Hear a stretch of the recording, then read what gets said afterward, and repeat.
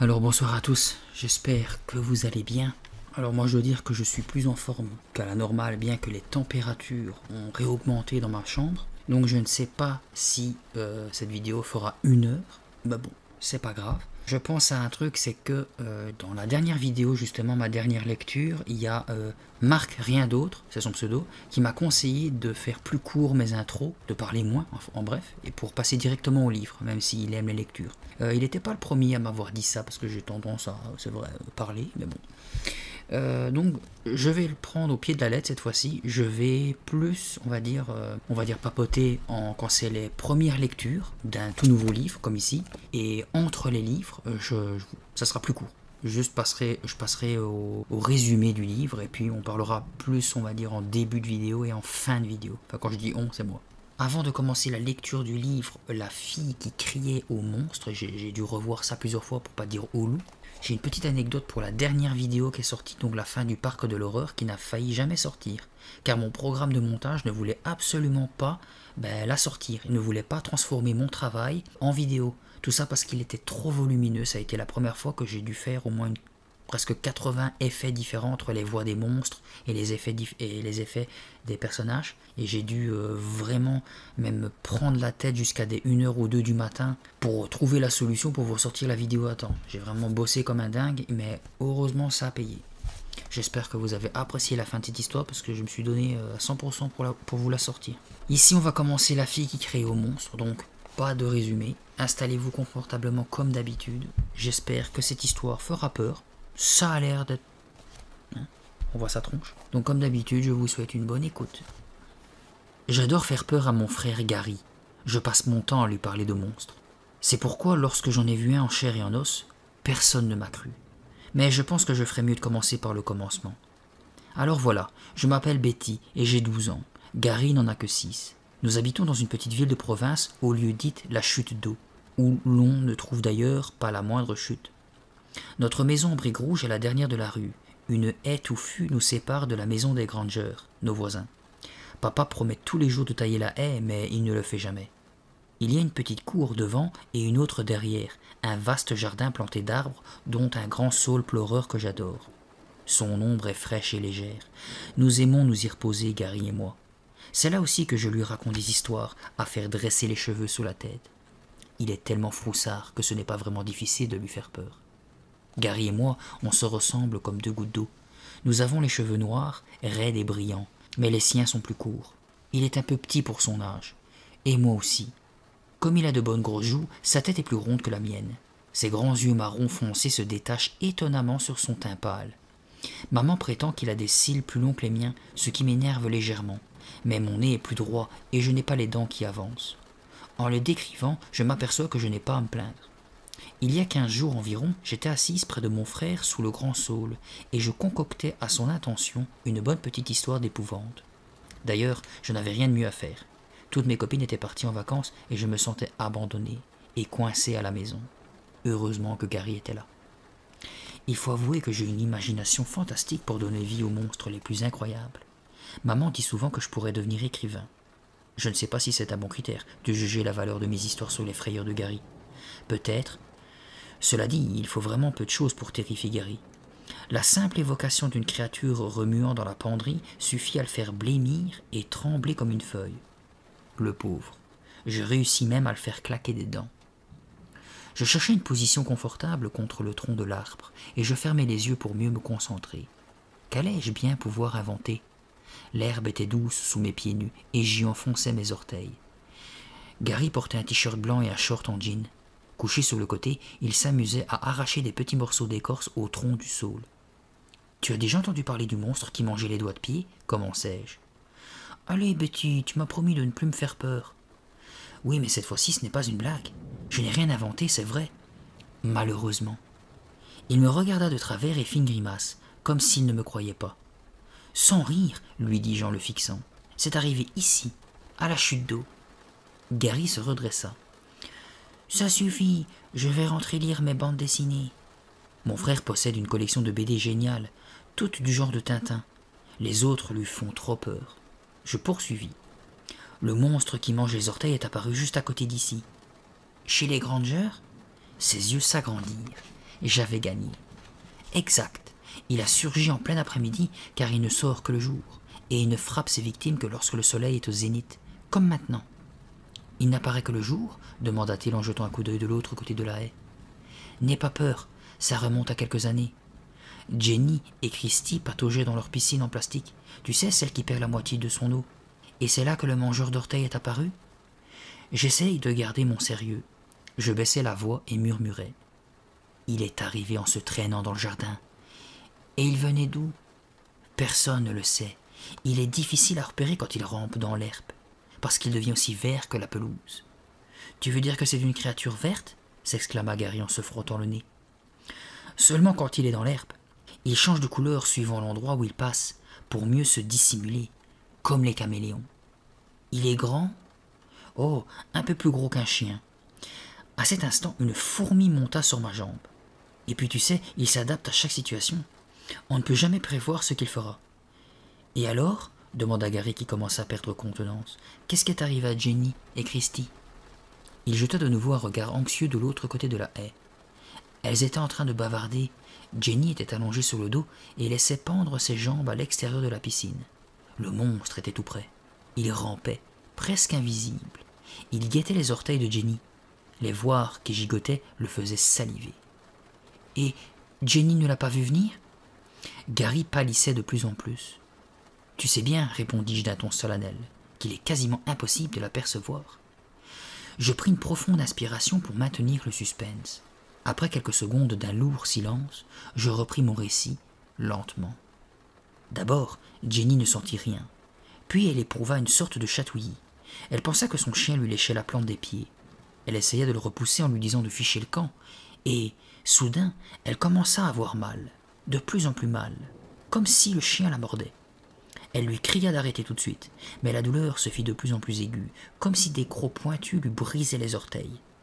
Jenny s'assit et remit sa jambe dans le bassin. Elle regarda son pied gauche et vit. « Quoi? Elle vit quoi ?» demanda Gary d'une voix étranglée. J'approchai ma bouche de son oreille. Elle n'avait plus un seul orteil. « C'est pas vrai !» hurla-t-il. « C'est pas vrai !» Il se mit debout, aussi blême qu'un fantôme. Je m'efforçai de ne pas rire et déclarai. Demanda Jenny d'enlever sa chaussure gauche. « Tu mens, je ne te crois pas !» pleurnicha-t-il. À ce moment, je baissai les yeux. Horreur. Regarde, octai-je en lui montrant mon pied gauche d'une main agitée. Gary poussa un hurlement. Je n'avais plus un seul orteil. Oh! Gary gémit, prit ses jambes à son cou et courut à la maison en appelant maman. Je me précipitai derrière lui. Attends, Gary, criai-je tout en riant. J'avais enfoui mes orteils dans l'herbe. Tu aurais pu deviner quand même. Mais mon frère n'était plus en état de réfléchir. L'émotion avait été trop forte. Attends, insistai-je, je n'ai pas eu le temps de te montrer le monstre qui vit dans l'arbre. À ces mots, il s'arrêta net et se retourna, défiguré par la peur. Quoi? Il est là, je l'ai vu, dis-je en désignant le saule sous lequel nous étions assis. Non, ce n'est pas vrai, hurla-t-il, et il se mit à courir. Reviens, idiot, je vais te le montrer. J'avais placé mes mains en porte-voix pour qu'il m'entende mieux, mais Gary continua sa course et trébucha sur les marches du perron. Il entra en trombe dans la maison en claquant la porte derrière lui. J'espérais un instant qu'il passerait, une dernière fois, sa tête affolée dans l'embrasure de la porte. Mais il ne revint pas. Alors je ris comme une folle. Le mangeur d'orteils était une merveilleuse idée. Et j'étais ravi d'avoir caché mes doigts de pied dans l'herbe pour lui faire croire qu'ils avaient été dévorés. Génial. Pauvre Gary, c'était vraiment trop facile avec lui. Alors qu'il était, il devait pleurnicher dans les bras de maman en m'accusant de méchanceté. J'allais sûrement me faire passer un savon pour avoir encore une fois terrorisé mon petit frère. Je préférais rester dehors et me faire un peu oublier. Soudain, une main me saisit l'épaule et au même instant, j'entendis un hurlement rauque. « Waouh !» Mon sang se glaça et je laissai échapper un petit cri. « Oh non, un vrai monstre !» pensai-je effrayé. Faisant volte-face, je découvris la figure hilare de mon copain Stéphane Mesmer. Il rigolait tellement qu'il en avait les larmes aux yeux. « Si tu crois que tu m'as fait peur, c'est sans doute pour ça que tu appelais au secours, » se moqua-t-il en roulant des yeux grands comme des billes. « J'ai été un peu surprise, c'est tout. Tu croyais que c'était un vrai monstre, hein? Avoue, ironisa Steph, fier de lui.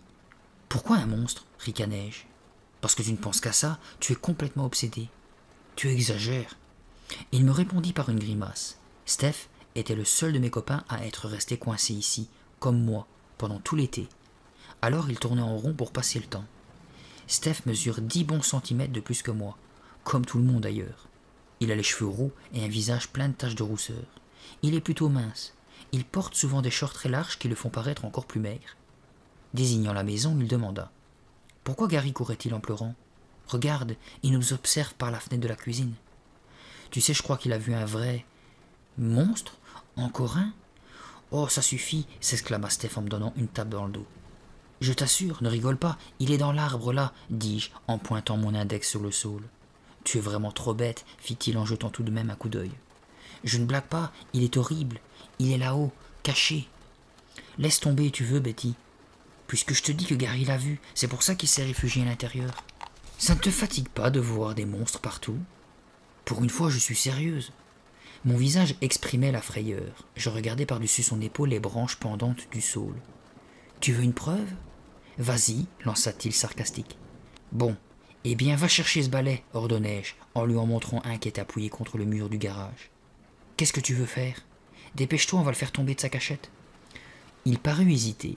Visiblement, il doutait. Tu me crois alors, lançai-je. Non, garde tes histoires pour ton gamin de frère. Tu sais très bien, et moi aussi, que rien ne tombera, sauf quelques feuilles. Alors va le chercher, Steph, insistai-je. Il m'observa un moment et s'exécuta à contre-cœur. Allons-y, fis-je en lui prenant le balai des mains. J'espère qu'il n'a pas grimpé tout en haut. Steph ouvrit de grands yeux. Tu sais, il faut vraiment que je ne sache pas quoi faire pour marcher dans une combine pareille. Crois-moi, s'il est encore là, tu sauras quoi faire. Nous marchâmes vers l'arbre. Je m'approchai et regardai attentivement à travers l'épais feuillage. Reste là, Steph, ça pourrait être dangereux. Arrête, je tremble, plaisanta-t-il. Je vais secouer la branche, n'aie pas peur. Tu veux dire que tu vas faire dégringoler le monstre? Tu me prends pour un idiot ou quoi? Ah zut, le manche n'est pas assez long, dis-je, le plus sérieusement du monde. Il va falloir que je monte. J'en frissonne, se moqua Steph. Ignorant sa remarque, je grimpai le long du tronc, un peu gêné par le manche du balai, et je m'installai sur une large branche. « Elle est où, ton horrible créature ?» demanda Steph, sur un ton suffisant. « Là, là, il est là !» criai-je, angoissé. « Il est fou de rage. »« C'est toi qui es folle, plutôt. » Je me mis à genoux sur mon perchoir. En tenant le balai tout droit, je le levai aussi haut que je pus. Puis je le lançai contre la branche au-dessus. « Ça y est, je l'ai eu !» triomphai-je. Je baissai les yeux pour voir l'effet produit sur Steph. Il poussa un cri assourdissant. Le monstre venait de tomber et de rebondir sur sa poitrine. Bien sûr, ce n'était pas un monstre, mais juste un vieux nid abandonné, que des geais avaient construit 2 ans plus tôt. Steph, surpris de voir tomber quelque chose, avait eu une frousse terrible. Il rougit, et ses taches de rousseur devinrent foncées. « Je t'ai bien eu, me moquai-je en atterrissant sur l'herbe. Toi et tes monstres, grommela-t-il, en me fusillant du regard. 1 minute plus tard, Steph était rentré chez lui. J'allai à la cuisine pour boire un verre de jus d'orange, prête à affronter le sermon de ma mère. « Betty, arrête de faire peur à ton frère à la fin, » commença-t-elle. Je m'appuyai contre le placard et fis semblant d'écouter. C'était toujours le même refrain. Mes histoires pouvaient affecter la sensibilité de Gary. Il fallait l'inciter à devenir courageux au lieu de l'effrayer avec ses stupidités.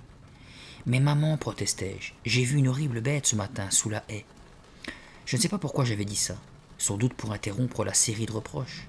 Ma remarque eut pour effet de l'exaspérer. Quand elle est en colère avec ses yeux verts, elle ressemble à un chat prêt à bondir sur sa proie. Elle laissa retomber ses bras et soupira, excédée. « Je vais en parler ce soir avec ton père. Il pense que ton obsession est passagère. Moi, je n'en suis pas si sûr. »« La vie aussi est passagère, répliquai-je, me trouvant très maligne. » Elle se tut et me fixa. Mon cas devait lui paraître désespéré, car elle décida de changer de sujet. « Dépêche-toi, Betty, sinon tu vas être en retard à ton rendez-vous. » Je consultai la pendule. Maman avait raison, il était presque 4h30. Pour éviter que je passe mon été à ne rien faire, mes parents m'avaient inscrite à des cours de vacances qui se déroulaient à la bibliothèque municipale. 1 fois par semaine, il fallait que j'aille voir M. Mortimer, le bibliothécaire. Je devais plus ou moins lui résumer les livres que j'avais lus la semaine précédente et répondre à ses questions. À chaque ouvrage que j'avais compris, je recevais une médaille. Au bout de 6 médailles, j'avais droit à un prix. Excitant, non? Enfin, c'était toujours un moyen pour me cultiver. Au début, j'espérais me régaler avec des mystères et des phénomènes surnaturels, ce que j'avais l'habitude de lire avec mes copines. Mais non, Monsieur Mortimer insista pour que je dévore les classiques, des vieux bouquins, quoi. J'y vais en patin roulette, annonçai-je. Tu ferais mieux d'y aller en avion, plaisanta maman. Et fais attention, il va pleuvoir. Ma mère est une vraie grenouille, elle prévoit toujours le temps. Je montai dans ma chambre pour prendre mes affaires. Une fois mes patins lassés, il ne me restait que 5 minutes pour arriver à l'heure. Heureusement, la bibliothèque n'est qu'à 500 mètres de la maison. Juste le temps de réfléchir aux ennuis qui m'attendaient. Car je n'avais parcouru que 4 chapitres de Notre-Dame de Paris, de Victor Hugo. Je pris le roman sur mon étagère. Je froissai les dernières pages pour faire croire que je les avais lues, et je le fourrai dans mon sac à dos en même temps qu'une paire de baskets. Puis je dévalai les escaliers, ce qui n'était pas facile avec des patins, et je filai comme une flèche vers la bibliothèque. C'est une maison un peu délabrée située à l'entrée des bois. Autrefois, elle avait appartenu à un vieil ermite, un peu excentrique. N'ayant pas d'héritier, à sa mort, il en avait fait don à la municipalité qui l'avait transformée en bibliothèque. Certains prétendent qu'elle est hantée, mais on dit cela de n'importe quelle massure vieillotte. Cela dit, elle n'est pas très rassurante. C'est une construction en meulière presque noire, avec un toit pointu et 2 tourelles en pierre. Elle semble perdue au milieu des arbres. À l'intérieur, il fait toujours humide, froid et sombre malgré les grandes fenêtres. Le parquet craque sous une moquette mince. Les étagères touchent presque le plafond. En marchant au milieu d'elles, j'ai l'impression d'être enfermé, comme si elles vont se pencher et déverser sur moi des tonnes de livres. C'est idiot, bien sûr. En fait, il s'agit d'une simple bâtisse un peu branlante et pleine de toiles d'araignée. Monsieur Mortimer fait sans doute tout son possible pour l'entretenir, mais lui aussi est un peu chancelant. Avec un sourire qui fait plisser son front, il vous tend une main humide pour vous saluer. Ses doigts boudinés laissent des empreintes dans tous les coins, sous les pages, sous les tables. Petit et rond, il ressemble à une taupe avec ses petits yeux noirs, son crâne chauve et luisant. Il chuchote plus qu'il ne parle, d'une voix éraillée. Il aime bien les enfants, mais préfère ses chers bouquins. Il reste assis pendant des heures sur une chaise énorme qui lui donne l'air de flotter au-dessus de son bureau. Sur le côté de ce bureau, il y a un aquarium contenant des petites tortues. Il les appelle ses timides amies. De temps à autre, il en saisit une. Il la tient en l'air jusqu'à ce qu'elle rentre sa tête sous sa carapace. Puis il la replace dans le récipient, un faible sourire éclairant son visage flasque. D'après lui, ce sont de parfaits animaux de compagnie. Seulement, elles sentent horriblement mauvais. Monsieur Mortimer est un peu bizarre. J'arrivai à temps à la bibliothèque. Le ciel se couvrait de nuages. Sur le seuil de la grande porte, j'enlevai mes patins. Je les déposai le long d'un mur dans l'entrée. J'enfilai mes baskets, empruntai les 3 couloirs, traversai tout droit la salle de lecture bordée par les étagères. Je courus jusqu'au fond où trônait le bureau du bibliothécaire.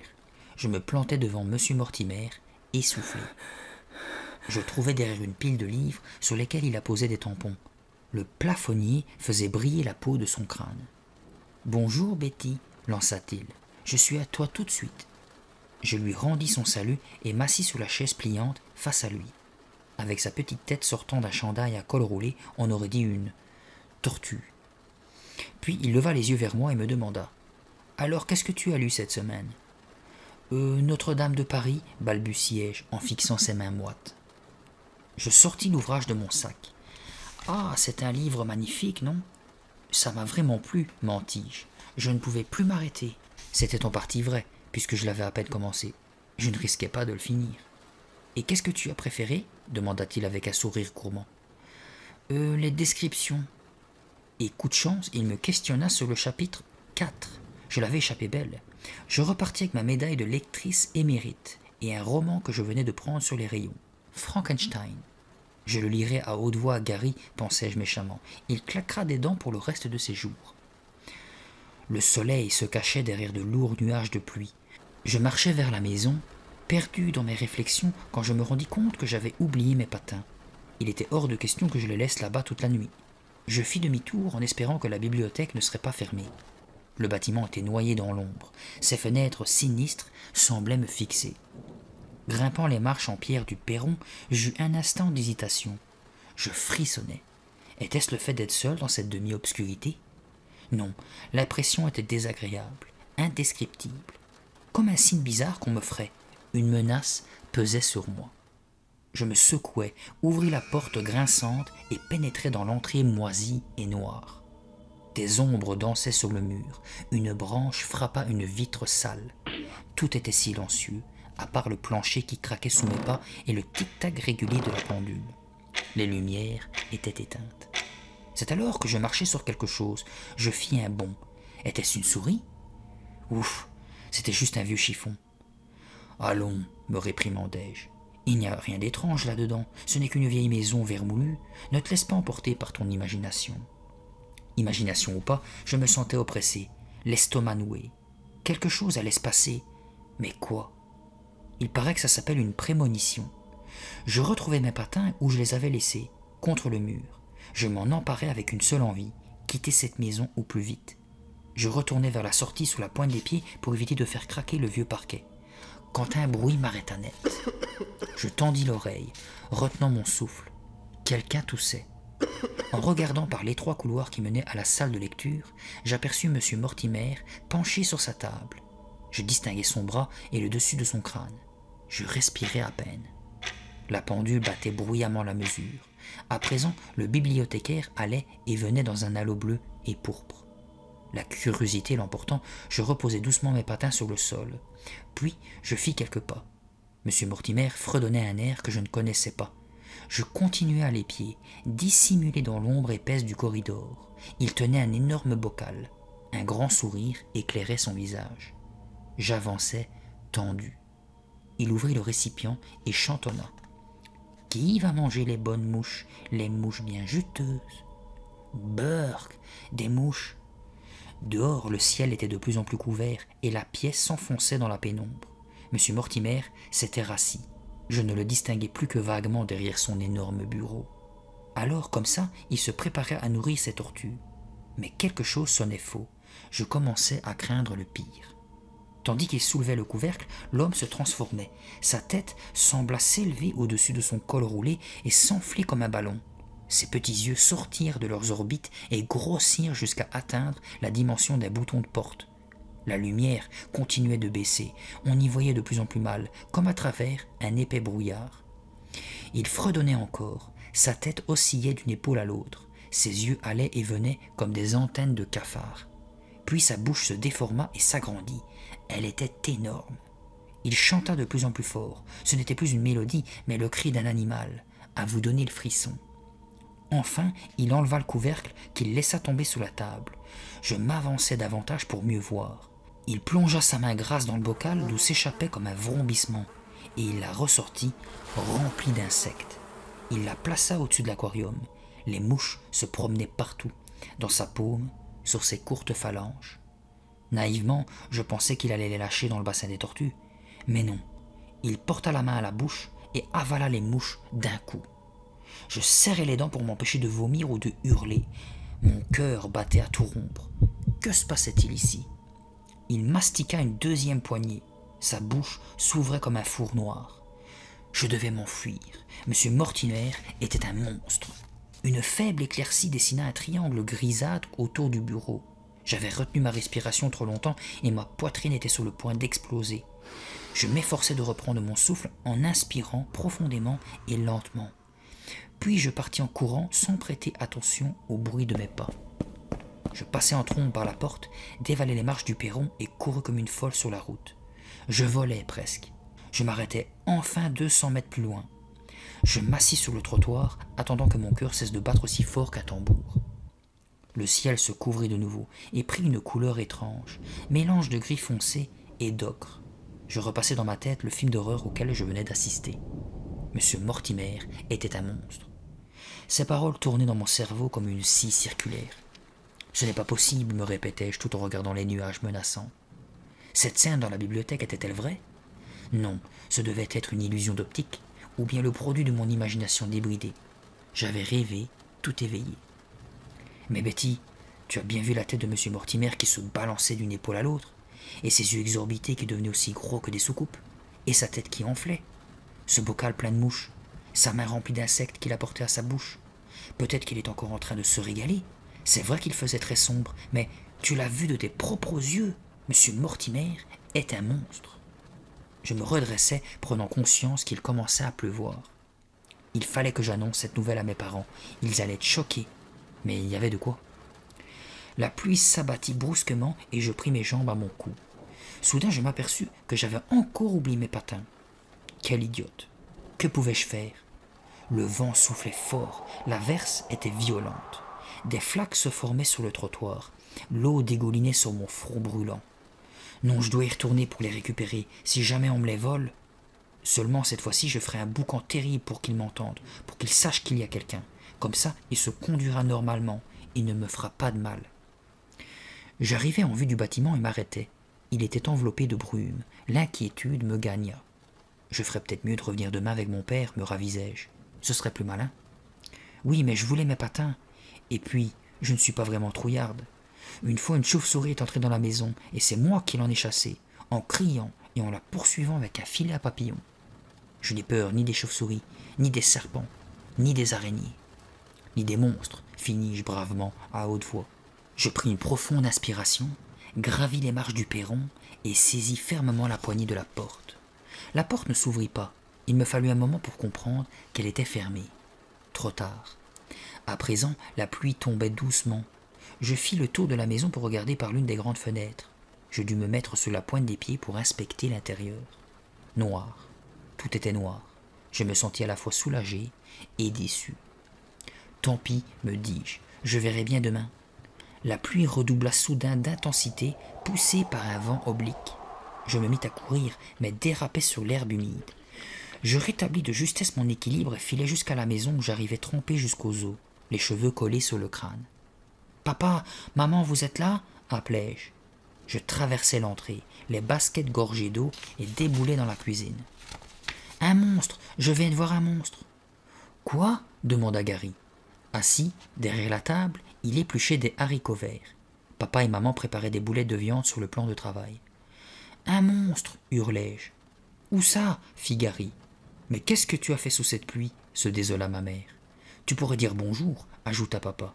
« Jour » grognai-je hors d'haleine. « Il y a un vrai monstre dans la bibliothèque. »« Arrête, Betty, veux-tu » m'interrompit maman. « Quel genre de monstre » s'exclama Gary en laissant tomber ses haricots verts et en me dévisageant. « Va te changer » répliqua maman, sévère. « Tu salis tout et je viens de laver par terre. »« Mais enfin, écoutez-moi, je suis sérieuse. » Je brandissais le poing folle de rage. « Ce n'est pas une raison pour nous casser les oreilles. Va te changer. Après, on verra, » ordonna mon père. « Je vous assure, monsieur Mortimer est un monstre. Ta énième histoire ne peut pas attendre un autre jour. J'ai mal à la tête, » fit papa, de plus en plus énervé. Il fixait le sol sur lequel se formaient de grandes flaques. Énervé, je l'étais aussi. « Vous pourriez me croire, » protestai-je. Gary éclata de rire. Maman, furieuse, se tourna vers moi. « Va te changer d'abord. Pour l'instant, comme tu peux voir, nous sommes occupés. » Et elle retourna à ses boulettes. Je bouillonnais de colère. Je me sentais complètement abandonné par ma propre famille. Il m'arrivait une aventure extraordinaire et ils ne s'occupaient que de leur stupide repas. Dans ma chambre, je jetais mes vêtements trempés sur le sol et enfilais un jean et un t-shirt sec. Tout tournait dans ma tête. Monsieur Mortimer est-il vraiment un monstre? Est-ce que parce que je ne pense qu'à ça? Il faisait tellement sombre avec toutes ces ombres bizarres, cette lumière vacillante. J'ai peut-être tout imaginé. C'est encore une de mes lubies. La voix de mon père me sortit de mes pensées. « Betty, viens dîner !» En descendant l'escalier, je ne me sentais pas très bien. J'avais mal à la tête. À table, je ne fis plus aucune allusion à mon aventure. Maman me demanda quel livre j'avais choisi cette semaine. « Frankenstein !»« Encore du fantastique !» grogna papa. « Tu ne pourrais pas changer de sujet ?» Il avait sa grosse voix des mauvais jours, celle qui fait trembler toute la maison. Maman changea vite de conversation en félicitant Gary d'avoir si bien épluché les haricots verts. Après le dîner, je donnai un coup de main pour la vaisselle. Puis, je montai l'escalier. J'avais hâte de commencer Frankenstein. J'avais déjà vu le film. C'est l'histoire d'un savant qui fabriquait un monstre. Ça ressemblait drôlement à mon épopée, et je me demandais si c'était vraiment arrivé. À ma grande surprise, je trouvai Gary assis sur mon lit. Je dois dire que je n'aime pas trop qu'il entre dans ma chambre, car il met tout en désordre. « Qu'est-ce que tu veux ?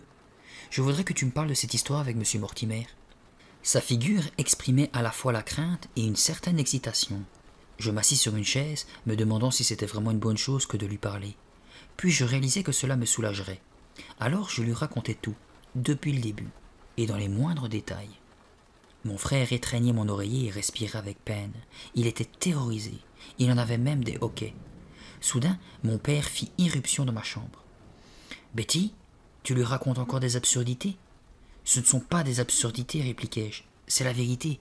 Rien que la vérité. » Il resta planté là, dégoûté par ce qu'il prenait pour de la mauvaise foi. À son air, je compris qu'il allait exploser d'une minute à l'autre. « Papa, je n'ai pas peur, » protesta Gary, essayant de me défendre. Malheureusement, sa tentative n'était pas très convaincante. Mon pauvre frère était blanc comme un linge. Il tremblait de la tête aux pieds. « C'est la dernière fois que je te le dis, Betty, » rugit mon père. « Cesse de raconter n'importe quoi, Gary. J'en ai assez à la fin. » Il sortit en claquant la porte.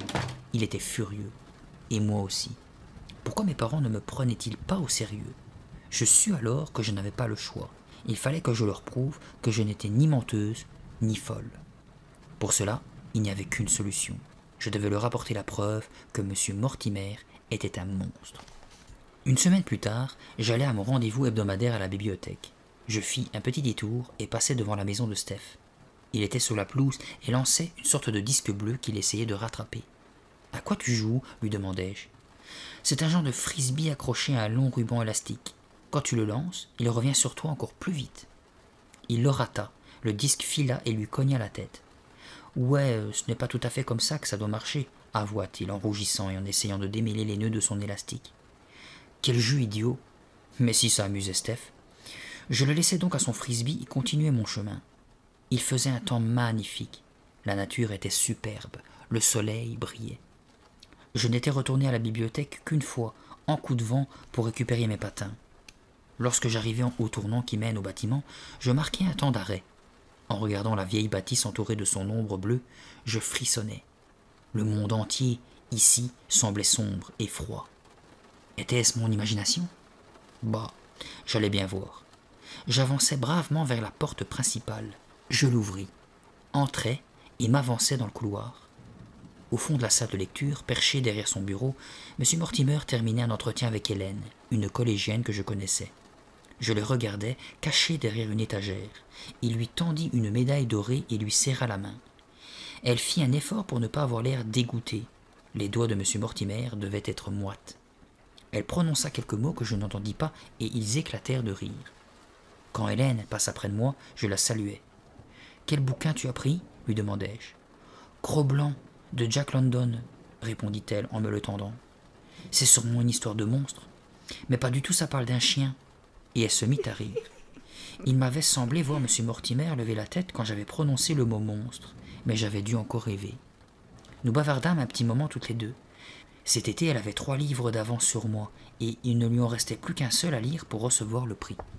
Elle se rendit dans la salle de lecture, tandis que je m'asseyais à côté du bureau de M. Mortimer. Je sortis Frankenstein de mon sac. « Ça t'a plu ?» questionna-t-il. Il regarda ses tortues, puis se retourna vers moi. Il portait un chandail à col roulé, jaune vif. L'un de ses doigts boudinés était orné d'une grosse bague rouge. Il la tourna autour de sa phalange, tout en me souriant de façon amicale. « Un peu dur, mais j'ai beaucoup aimé quand même, » lançai-je. Cette fois-ci, j'en avais parcouru plus de la moitié. En fait, je l'aurais sans doute fini si les caractères avaient été plus lisibles. « Est-ce que les descriptions t'ont plu ?» murmura-t-il en se penchant vers moi. Je remarquai le bocal de mouches placé derrière lui. Il était plein. « Oui, mais j'aurais voulu un peu plus d'action, » répliquai-je. « Qu'est-ce qui t'a le plus passionné ?»« Le monstre. » Ma réponse avait fusé. Je le regardais bien en face. Aucune réaction. Il garda ses yeux rivés aux miens. « Il était formidable, » continuai-je. « Ce serait génial si les monstres existaient vraiment. Vous ne trouvez pas ?» Il ne sia pas. « Il y aurait beaucoup de mécontents, tu sais, » fit-il doucement tout en manipulant sa bague. « Les gens préfèrent avoir peur au cinéma ou dans les livres, mais dans la vie réelle, jamais. » Il eut un petit rire étouffé. Je me forçai à rire aussi. Je pris une grande inspiration et continuai mon test. J'essayais de l'amener sur mon terrain pour qu'il révèle sa vraie nature, pour qu'il me montre enfin qu'il n'était pas un être humain. « Alors, monsieur Mortimer, vous pensez que les monstres existent vraiment ?» Mon approche n'était pas très subtile, mais il n'y prêta pas attention. « Tu veux savoir si je crois qu'un docteur Frankenstein pourrait faire pareil dans la réalité ?»